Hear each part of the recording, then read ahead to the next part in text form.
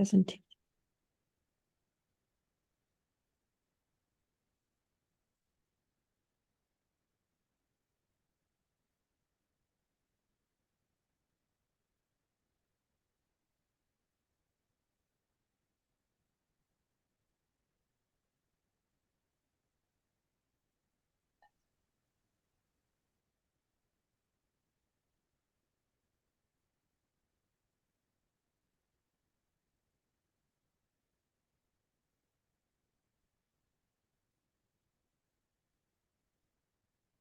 How is everyone?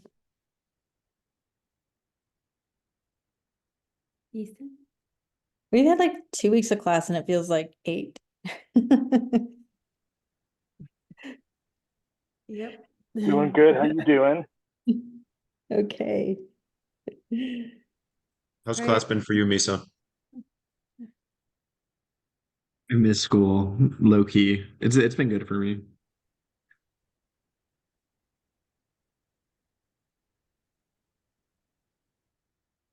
Are you in classes, Karya? How's it going? Classes are going pretty well. I got bamboozled in one. I thought we were like building energy systems, and it was talking about like building energy systems. So it's like an HVAC class. I mean, it's fun. I just thought it would be like more of a like building moment. Well, we have building moments in our lab.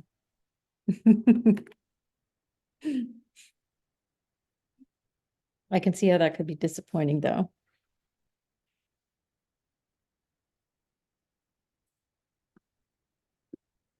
Okay, I think Christian is on his way to Ethos. So may not be here, so we'll record for his benefit. And hello, Lori. Hello, Jordan. I think we're missing Carson, but Dom, it's your meeting, so Hello. take it away. Yeah, absolutely. All right, I'm going to share my screen here. All right.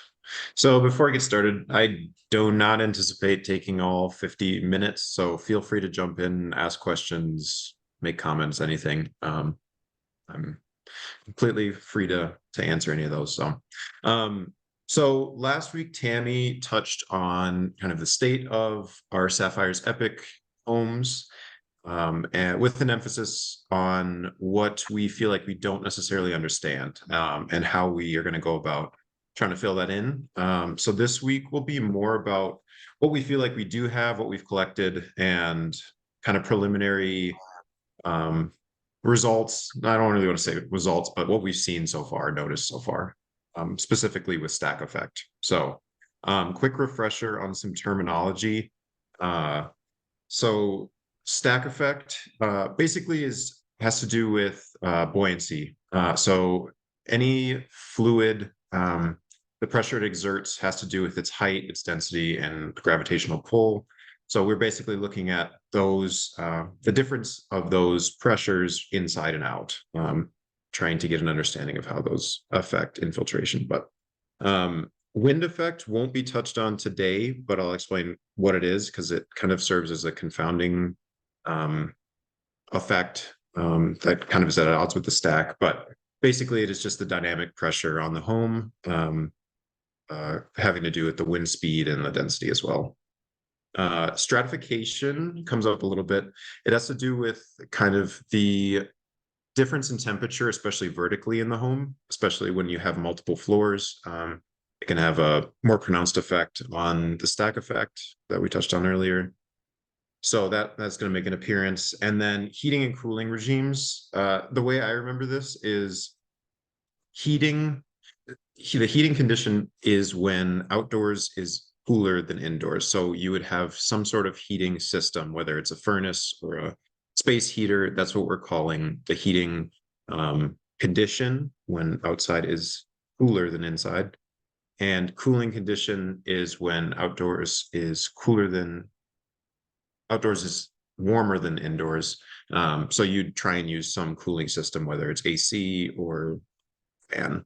So Feel free to ask any clarifications as I go through these next few slides, if this isn't making sense. But yeah, so that's the terminology, should serve you well for the next. And can I So- clarify something, Dom? I think we're using heating and cooling just to say whether the indoor temperature is warmer or cooler than the outdoor temperature. Correct. There are some temperatures where you would not use your heating system, but there could be a difference. But we just Yeah. have that lingo to distinguish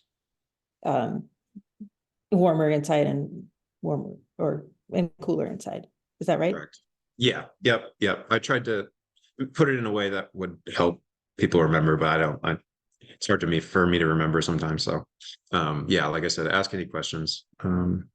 But those are the conditions we'll look at. So first start with our Site 101. So this is some work we did actually for the indoor air abstract that we worked on almost a month ago. In this, we looked at Site 101, aka Tammy Paul's home. And we wanted to look at 3 specific categories. So the first graph looks at heating conditions. So outdoors is cooler than indoors. And we also in this graph, we're looking at windy conditions. So we have on the right y-axis, we have our wind speed. We have our delta P, which is our stack effect on the left y-axis. And we just have a couple of days on the x. So as we'd expect, if we were to just say that our pressure difference was solely due to stack, that's what our blue line in this graph would show. But we see when we have these peaks of wind, the actual observed pressure in red pretty significantly deviates from what our anticipation would be if it was solely stack. Similarly, we are in the second graph, we are looking at heating conditions, but this is during low wind speed events.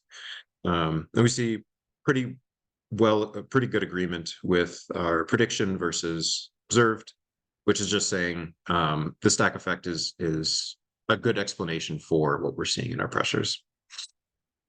And finally, in the third one, we're looking more at stratification. So we're changing, instead of the yellow being our wind speed, we're now looking at a difference in the use of 1 temperature measurement indoors versus 3. So in Site 101, there's 3 floors. We used 3 temperature measurements for 1 for each level. And we tried to see what our prediction would be if we use 1 versus 3. And we see pretty clearly throughout a better prediction. Now there is some confounding with some wind in the middle there, but throughout the stratification controlled prediction seems to do considerably better than the single point temperature measurement. So we kind of use these 3 categories to move forward into the Sapphire's Epic homes and look to see if we see the same trends, see different trends. And we will now look at that. Hold on, Dom, let me go back for just a sec. Sure. I think.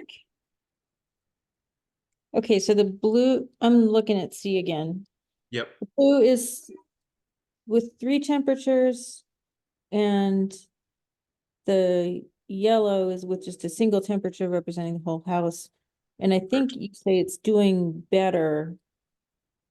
It's doing a little better. A little better. Mhm. But then it's doing badly in the cooling too. And I think that's a thing Right. for people to notice, that we're doing well in the heating periods and not well in the cooling periods. Mhm. Yep. And we'll also touch on that in the next few graphs when we're dealing with the Sapphire's Epic. So yeah, we'll be able to talk about that a little bit more. So this is kind of a lot, so I'll take a second for everyone to kind of soak it in. Basically, similar to the way we broke it out for Site 101, we are using low wind heating, high wind heating, and cooling categories. And this is really just a qualitative look at it. This is just from kind of staring at graphs and getting an idea of the way that the homes behaved. I don't have a ton of quantitative like numbers, mean absolute error, or anything like that to show for this, but this is just kind of eyeballing it. So in the low wind heating, kind of a summary is 5 out of the 7 during this low wind heating had really good agreement. Really, the stack effect had the majority of the explanatory nature of the pressures in the home. There were 2 that seemed to, especially in the heating category, which is something we wouldn't expect, seemed to over predict in this heating period. So we'll look at a little graphic of that. In the high wind heating, there was only 2 homes where we saw wind speeds above 3 to 4. And so in those, there was pretty great effect by the wind in those periods. But other than that, it seemed to just have kind of a minimal effect on the overall prediction. And then finally in the cooling, this has to do, the reason why I put in the duration and what months they were in was because you don't expect to have a lot of cooling days when you're in wintertime, because there's not going to be a lot of times when the outside will be warmer than inside. And so the 3 homes that we did between August and October seem to obviously have more cooling events, more times that it's crossing over 0, or the pressure itself is crossing over 0. And so we didn't see those events too much in the final 4. So yeah, let's look at a couple graphs. So this is our low wind and heating condition. So first graph we have is site 234. This, I would say, is pretty common for 5 of the 7 homes. When the wind was below meter per second, 1.5 meters per second, the prediction or the assumption that the stack effect was the main explanatory variable in our pressure was pretty good assumption. So yeah, the second graph we have here is one of the examples of the homes that we saw an over prediction in our stack effect. So I'm not exactly sure what could be accounting for this. I mean, we were able to see the wind again stays below about 1.5 meters per second. So there's a little bit more digging we have to do. I think it was this site and site 229 that had a similar phenomenon. So need to look at that a little bit more. I don't have any answers on that, but yeah, interesting findings. So Tom, 234 is shockingly good. I would say you would have faked the data. Mhm. 235 though is not just an over prediction, it's an offset. Yeah, it seems like a little translation. Is translation the right word? Something, yeah, like an offset. Yeah, I agree. So again, yeah, it could be something that I had messed up maybe in the cleanup file where we were Yeah. trying to marry the timestamps, but I'm not sure. I Yeah, mean, but I guess what I'm saying is it's the blue line is higher than the red line. And mhm. if it was a difference in prediction, you would expect the blue line to have greater swings so that it would come below the red line. It's still shockingly good. Like that's not a very big difference, Mhm. but I'm still not Yeah. happy. Yeah. And there are some periods of cooling in there. So I'm really just looking at the periods above that zero line. But yeah, it was interesting. I need to look more at that data, but that was the case for this site and one other. So yeah, now we'll look at some high wind. Most of the homes, when you have I think there was, what did I say, 2 sites, I believe it was 227, maybe 229, had these big peaks of almost 4 meters per second wind speeds, and all the trends looked about the same. It's not that our prediction necessarily is bad, it's just that we haven't been able to incorporate the wind into our prediction. And so I don't know that it's necessarily the prediction is bad, it's just that we haven't accounted for all the variables in there. But we see during these times of high wind, we're getting, I don't know, about 100% error in the amount of pascals that we have. Can you say a little bit about what it looks like to put wind into your model? Yeah, so I haven't dug into it too deeply. It's basically, from my understanding, Tammy, correct me if I'm wrong, the difficulty in adding wind for me, from my mind that I've been thinking of, is the directionality of it. So your stack effect is it's all vertical. You can kind of work it out. It's should be even around the home, but when you're dealing with wind, especially depending on where you have your manometers, the pressure signals can get a little funky. And so that's what's kind of been personally holding me back from digging deeply into it. But Tammy, if you have any other thoughts on why it can be a complication or why we haven't been able to get around to it. I think we just don't have the procedures down yet because so maybe let's answer Allison's question. What does it look like to put wind in? Mhm. The models that are used assume, I gotta think about this. They assume a wind pressure represented by a wind pressure coefficient, but you have to know what phase that's on. And so we can adjust for that. We have wind direction, and in the interpreted files, we have like a cosine wind direction, which is what you would need. So we just haven't applied that yet. And basically we're doing the easy one first, which is stack pressure. And then there is a calculation for wind pressure.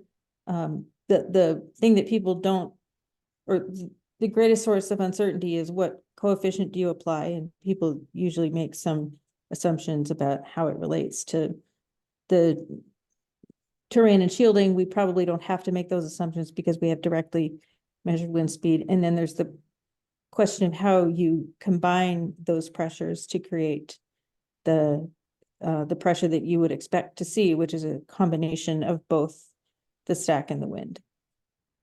So I was gonna jump up and say it's not really an error, Dom. It's just that the data contain an effect that we have not yet included in the prediction. Yeah. Does that answer your question, Allison? Like, we're gonna get there. Yeah, I viewed it that way, that it was just like, it wasn't something that was yet incorporated, not a problem. And then when you said it though, I was thinking about direction. I'm like, nah, I haven't put it into a model before. So I thought I could learn something about what it looks like to account for wind. Yeah. I think that'll be the next step. Yeah. Yeah, that'll be the next body of work. And there's not it, so I think one challenge for us is this is a case where in the LBNL model or the models that are typically used, and Paula, you can jump in at any time if you have something to say, but they don't need direction because they're just assuming that one of the house faces has the wind pressure and the others are under a slight negative pressure, and it doesn't matter which one it is. But because we have the pressure transducer on only two faces and we're comparing those pressures directly, we have to do more adjusting. So this is a case where actually we're at a disadvantage comparing the pressure measurements as compared to the model.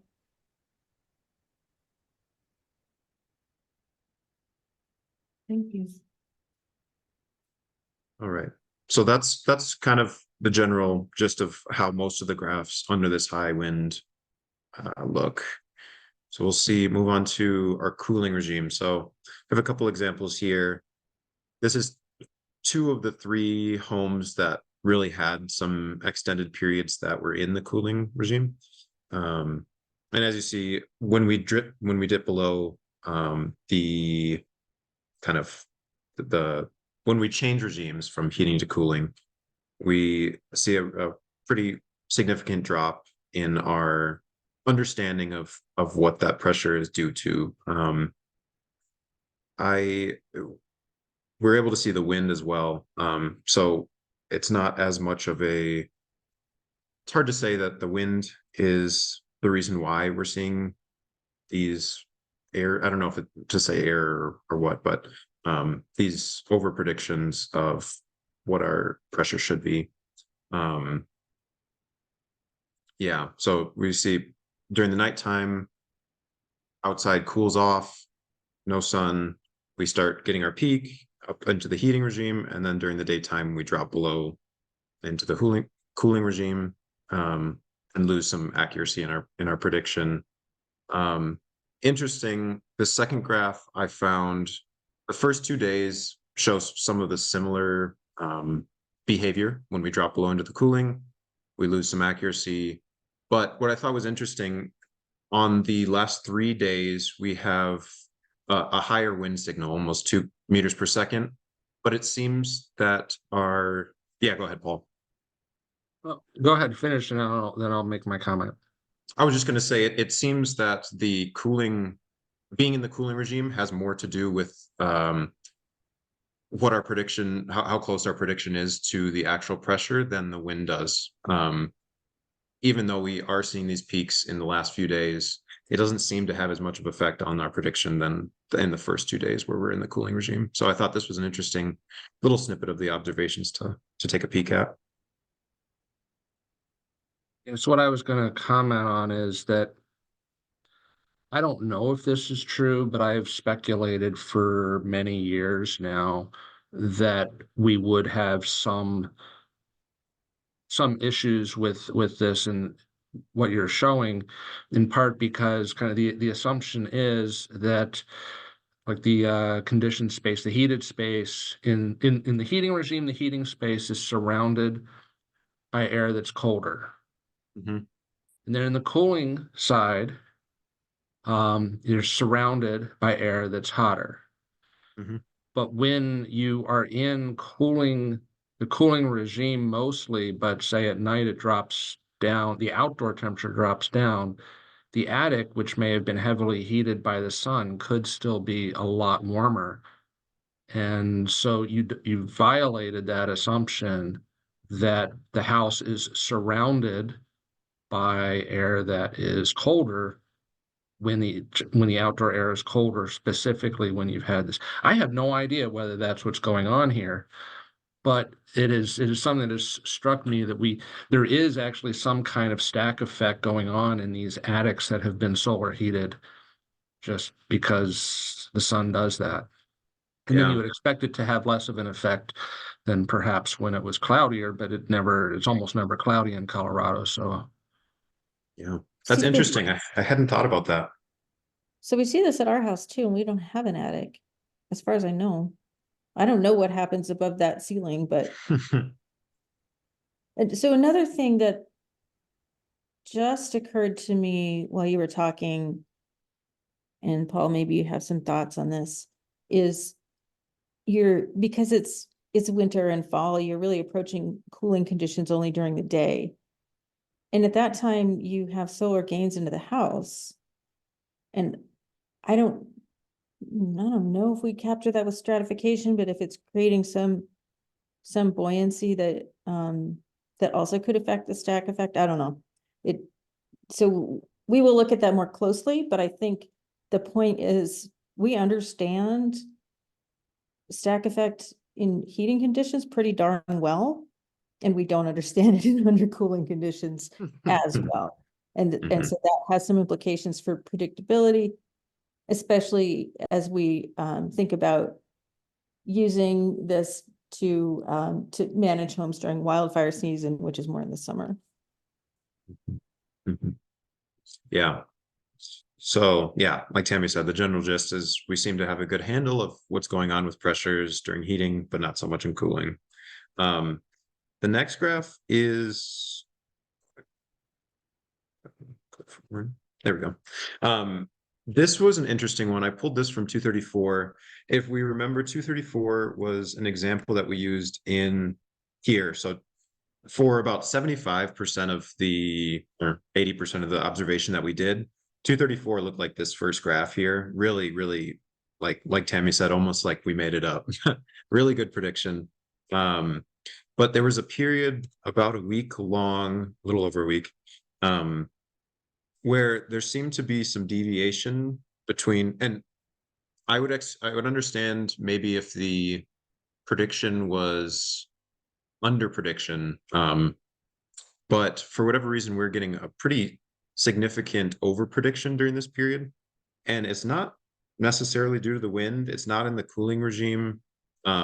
We see some wind events, but honestly, during those wind events, they seem to be agreeing more with our prediction than not. So this was one I wasn't going to show initially, but Tammy would said to add something that I didn't understand. So I threw it in there. I have no explanation for this. The only thing that I could think of, since it's not cooling or wind, maybe it has something to do with ventilation or an open window or something. Something is odd here, but I haven't been able to figure it out. It's Thanksgiving. Mm, Yeah, Paul? Yeah, so I wouldn't think it's ventilation because ventilation would, if we're talking about a delta P, ventilation shouldn't really change that. It changes what the pressure is at any particular point, but it shouldn't change the overall stack pressure. It just shifts it. Potentially unless it moves the neutral level fully out of the building, which I suppose is possible. Opening a window, you would think would really bring it down close to zero. Which it is bringing it closer to zero, so it could be something about windows. I also wonder if they had some doors closed that they don't usually have, maybe because it's Thanksgiving and therefore they had people over who were keeping doors closed to other rooms, or I don't know. But door closures can certainly make it so that the kind of the single zone assumption, now that's the assumption that becomes violated in that situation. And so we're measuring at one point, but we're not actually looking at the house as a single zone. And so that could potentially skew things. yeah, that makes sense. But again, I don't know. You're showing things, and I'm throwing out ideas of what could possibly be that could be completely wrong. I really, Yeah, no, more ideas the better. Because I had no idea when I was looking at it, so that's good. And then we've I don't know. also found it useful just for everyone's benefit to, when we see something like this, go back and look at the individual pressures that make up that differential, because sometimes it's one of them that's funky. Mhm. Yeah. So another thing I need to go look back at. It was snowing, right, during Thanksgiving here, so I don't think they had their windows open. Mm-mm. Yeah. So yeah, checking in on that will be good.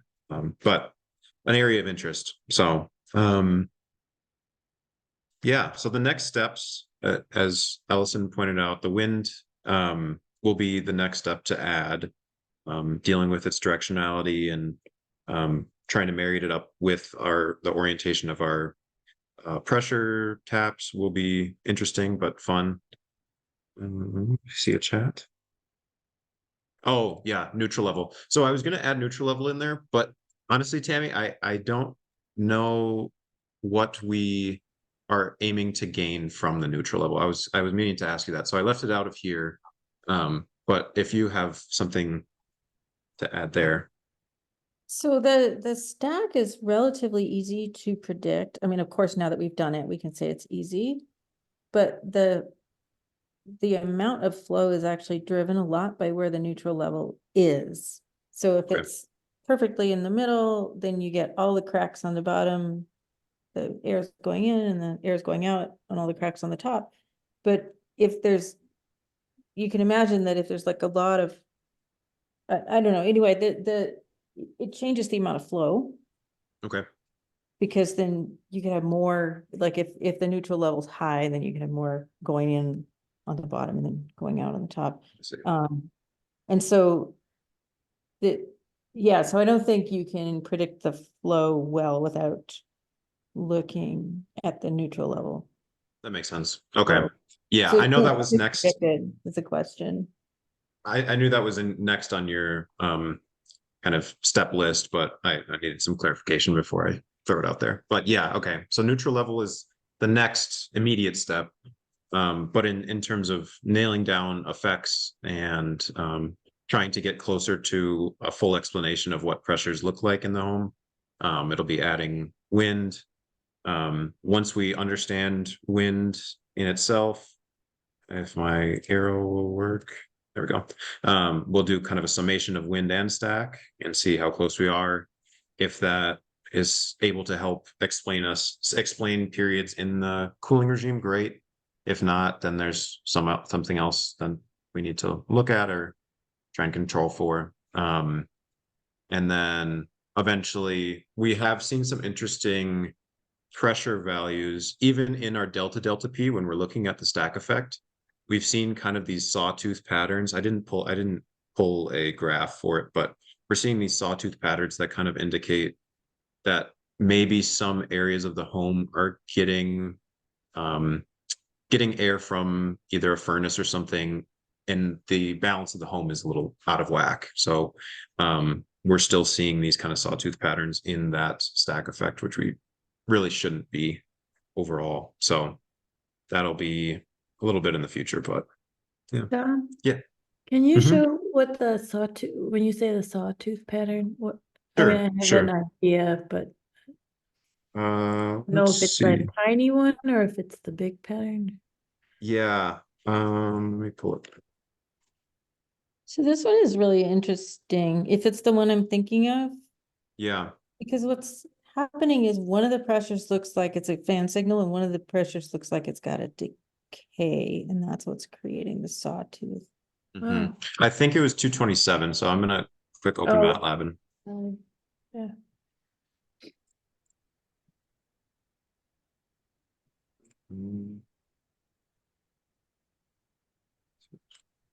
I think one challenge we're gonna have is like, there's so many little interesting things that it would be easy to spend lots of time chasing them.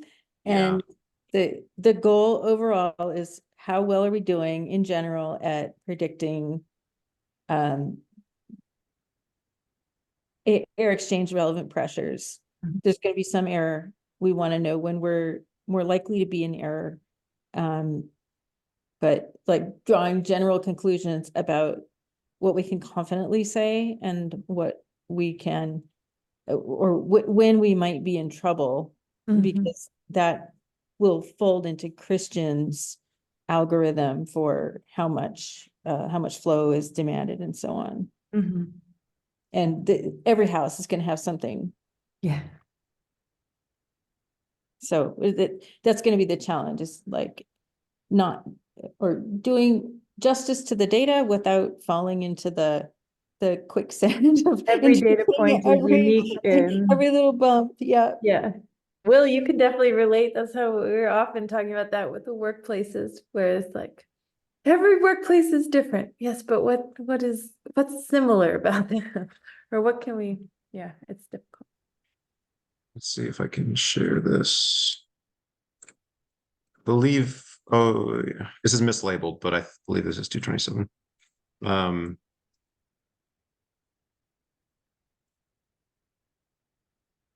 I could have done a smaller subset, but yeah, just weird. This isn't diurnal kind of undulations. This is within one day. These Mhm. kind of sawtooth patterns. See if I can zoom out and find a good one.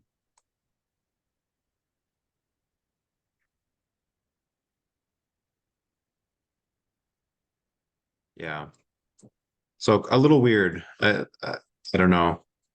Don't have a full explanation, but all I could think was that the furnace or the HVAC was maybe had uneven registers in the home or something. Mhm. Yeah. Probably should have more to show, but No, that's, I hope, I didn't mean to put you on the spot. I think I was just. no, I'm glad Curious. we could look at it. It's interesting. I wish I had a better Mhm. demonstration of it.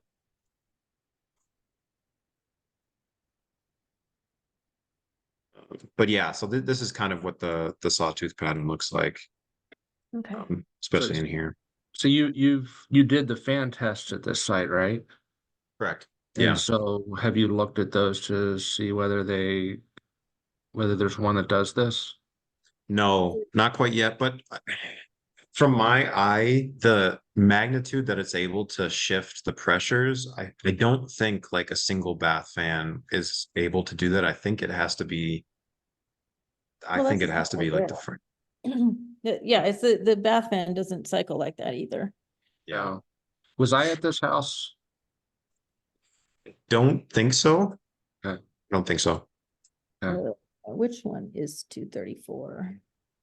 Oh, So, this I is mean, 227. This is 227. I just didn't change the title name. Oh. So, I mean, I do and think it that changed the this, height now. I do think this looks very much like something related to the air handler. Like Mhm. central return, doors closed, really depressurizing the core of the home, pressurizing individual rooms. That's what this looks like to me. And so if you did the fan test and had the air handler on with some of the doors closed, you would see something noticeable like this. Hmm. You can. You don't always. It depends on what kind of undercuts they have or other communications between the core of the home and the rooms. But I mean, I've certainly measured homes where even without any leaks in the ducts, you turn on the air handler fan and you see I've seen as much as about 20 Pascal drop when you turn on the air handler because of no good return air pathways between the bedrooms and the rest of the home, Interesting. which can actually be very dangerous depending on what else they have in the house. Yeah. So yeah, this was an interesting one. I think there was maybe one other house. I can't remember what the number was for that one that kind of showed something similar.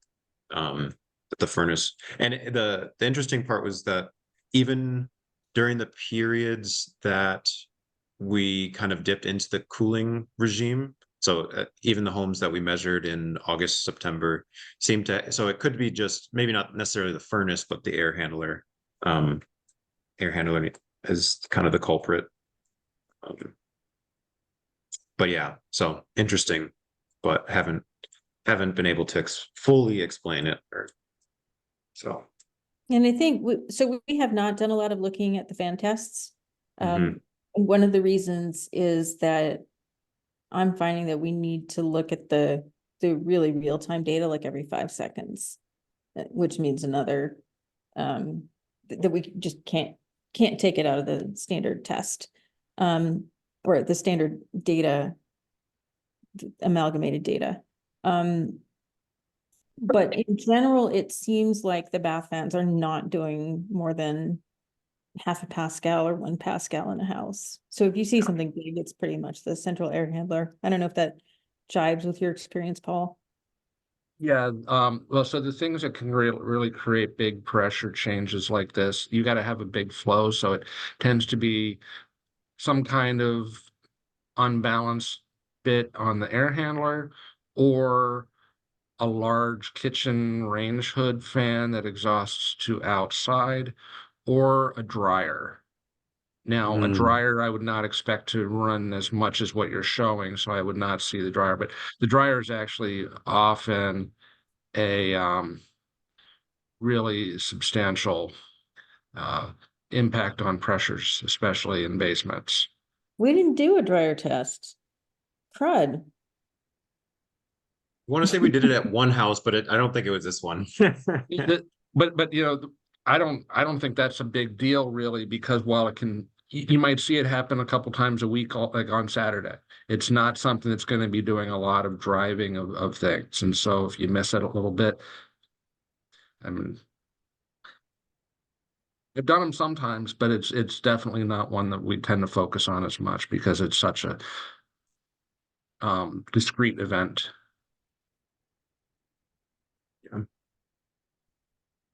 Okay. Well, that's all that I had for next steps and moving forward. Feel free to ask any more questions. I can pull the graphs up again and can chat more, but that's all that I had.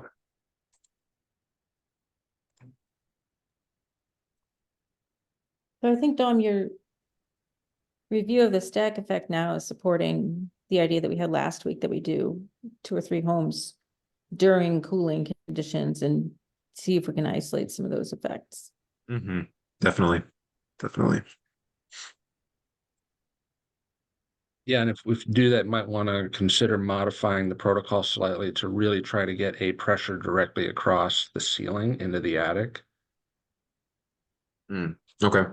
instead of just high on the exterior wall. That's a good idea. And we're not going to be doing as many homes in parallel, so we have extra manometers.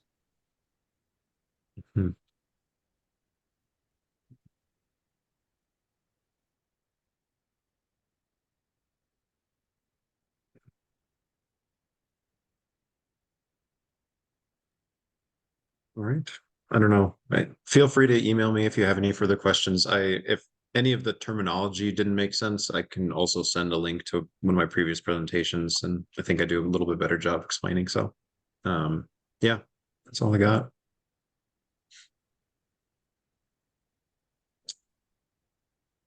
Am I able to dismiss people? I don't know if anyone else has any talking Yes, you points. can dismiss people. It's your meeting. Okay. All right. That's all I got. Dismiss. So thank Thank you. Thanks for listening. We'll Oh, hey, I need people to sign up for meetings this month. So if you have something to report, let me know. all right. Everyone have a Okay. good weekend. Thank you, Bye. John. Good job.